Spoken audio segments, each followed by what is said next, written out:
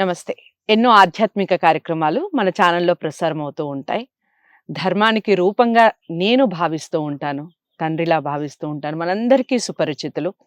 ప్రముఖ ఆధ్యాత్మిక అలాగే మీకు ఎటువంటి ధర్మ సందేహాలున్నా ఇక పూజకి సంబంధించి మనం నిత్యం చేసే పూజలకి సంబంధించిన సందేహాలున్నా ఖచ్చితంగా కామెంట్ బాక్స్‌లో తెలియచేయండి.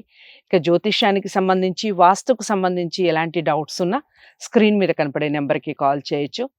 శివప్రసాద్ గురువుగారు కొన్ని ధర్మ సందేహాలతో ఈరోజు కార్యక్రమం మొదలవుతోంది. మీకు ఈ ధర్మ సందేహం మీకు కనుక ఉంటే ఇక నుంచి ఇలా పాటించే ప్రయత్నం చేయండి. నమస్కారం గురువుగారు. ఆశీర్వచనం తల్లి.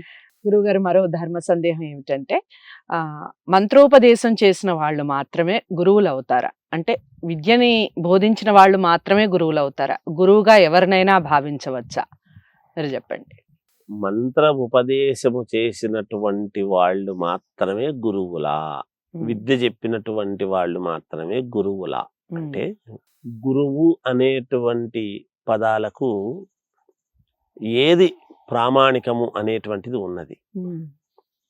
మామూలుగా ఈ రోజుల్లో ప్రతి వాళ్ళను గురువుగారు గురువుగారు, కాస్త పెద్దవాళ్ళు కాబట్టి గురువుగారు గురువుగారు అంటుంటారు. గురువుగారు గురువుగారు అని పిలిచేటువంటి ప్రతివాడు గురువు కాదు. ప్రతివాడు గురువు కాదు. గురువు ఎప్పుడవుతాడు అంటే ఈ మనిషికి మార్గదర్శకుడు గురువు ఎప్పుడూ కూడా.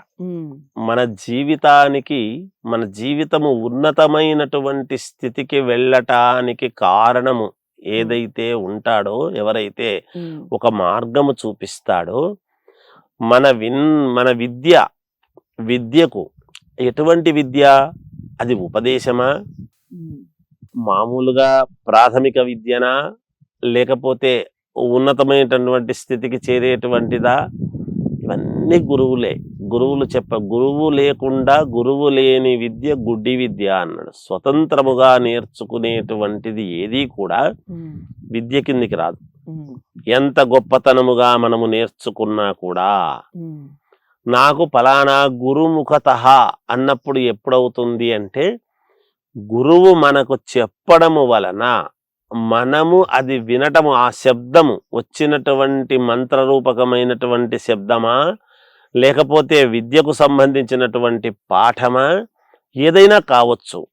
శ్రవణం మనం వింటున్నాము, ఆయన మనకు చెబుతున్నాడు. పఠనం ఎప్పుడైతే గురువు గారు మన జీవితానికి మలుపు తిరిగేటువంటివి కొన్ని మనం చెప్పుకుంటున్నామో, నేర్చుకుంటున్నామో, గురుముఖతః తెలుసుకుంటున్నామో, అటువంటి వాడిని మనము గురువు అనాలి. గురువుగా పూజించాలి. గురువును ఇదెందుకు, అదెందుకు, ఇది ఎందుకు చెప్తున్నారు అని ప్రశ్నించే అధికారము శిష్యుడికి లేదు. ప్రశ్నించరాదు. గురువు ఏ తప్పు చేస్తున్నా, గురుగారు మీరు తప్పు చేస్తున్నారంటే, గురువునైనా సరే తప్పు చేస్తే ప్రశ్నించాలి అనేది మాట్లాడుతుంటారు.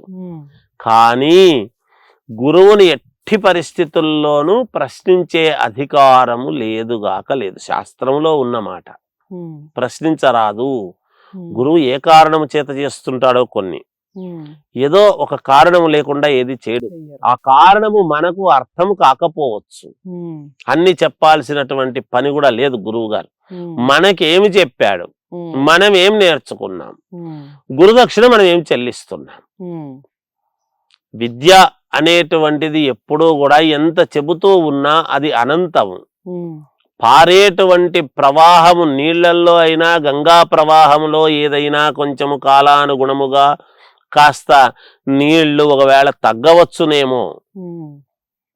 ఎప్పుడైనా మనం చెరువులు అవి ఎండిపోవడం చేయడం చూస్తూ ఉంటాం. మనం కాస్త నదులు అవి కాస్త తగ్గడం అనేది చూస్తాం. మనం గంగా ప్రవాహం తగ్గింది అని చూస్తాం. విద్య అనేటువంటిది అనంతము. ఎంత తెలుసుకున్నా మనం ఇంకా తెలుసుకోవాలి అనేటువంటిదే ఉంటుంది. నిత్య కృషివలుడు అనేటువంటిది ఒక విద్యార్థి. ఎవరు విద్యార్థి కాదు ఈ లోకంలో? అందరూ. కనుక ప్రతి వాళ్ళు కూడా విద్యార్థులుగానే భావించాలి. అంతా నాకు తెలుసు, నేను గొప్పవాడిని, నేనే గురువును అనుకున్నాడు అంటే గురువు కాదు.